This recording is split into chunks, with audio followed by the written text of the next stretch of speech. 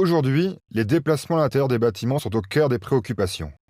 Qu'il s'agisse d'aller d'une pièce à l'autre ou de maintenir la distanciation dans une file d'attente, il est essentiel de comprendre l'efficacité des règles mises en place pour optimiser, sécuriser et fluidifier le déplacement des personnes. En temps normal, les employés arrivent au travail en même temps, se garent au hasard et prennent l'entrée la plus proche. Cette affluence entraîne une proximité aux entrées et aux sorties du bâtiment, à l'intérieur comme à l'extérieur. De nombreuses mesures de gestion des déplacements du personnel permettent de réduire les risques.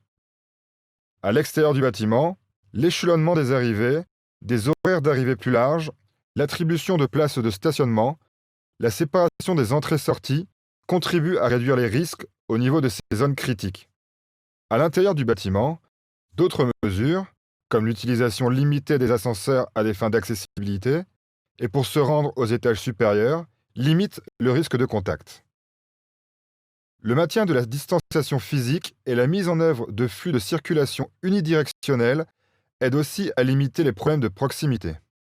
La simulation de la mobilité permet de recueillir des données sur les déplacements, comme les parcours individuels, l'utilisation des ascenseurs et le comportement de la foule, qui sont primordiales pour comprendre, définir et mettre en place des règles de gestion des déplacements du personnel. Ces données clés peuvent améliorer la prise de décision en mettant à disposition des informations utiles sur la distanciation physique et l'efficacité des trajets pour sécuriser l'environnement de travail.